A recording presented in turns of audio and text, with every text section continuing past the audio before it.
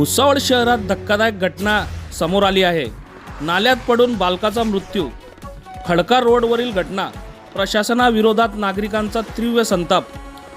भुसावळ येथील 3 वर्षीय बालकाचा नाल्यात पडून मृत्यू झाल्याची दुर्दैवी घटना रविवारी रात्री 8 वाजता उघडकीस आली।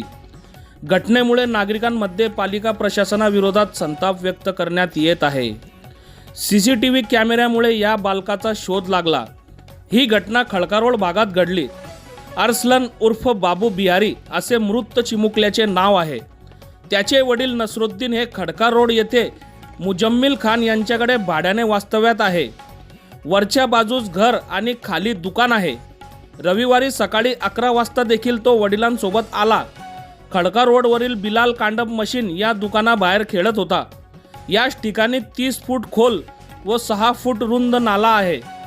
अरसलान हा खेळता खेळता नाल्यामध्ये पडला।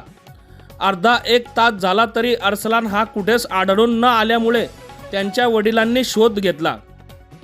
अखेर सोशल मीडियावर अरसलान हरवल्याची पोस्ट वाऱ्यासारखी पसरली। मात्र रात्री उशिरापर्यंत देखील काहीच पत्ता लागला नाही। माजी नगरसेवक आशिक खान यांच्या दुकानासमोरील सीसीटीव्ही कॅमेऱ्याचे फुटेज तपासले असता तर अरसलान हा खेळता खेळता नाल्यात पडल्याचे दिसले। मात्र हे फुटेज तपासण्यास उशीर झाल्यामुळे या बालकाचा नाल्याच्या गाळात अडकून मृत्यू झाला। काही नागरिकांनी शिडी लावून 30 फूट नाल्यात उतरून रात्री 8:30 वाजेच्या सुमारास या बालकाचा मृतदेह बाहेर काढला। बघत रहा MH19 न्यूज। मुख्य संपादक श्रीकांत वानखेडे सोबत ब्युरो चीफ जोहेब सय्यद, जळगाव जिल्हा, महाराष्ट्र।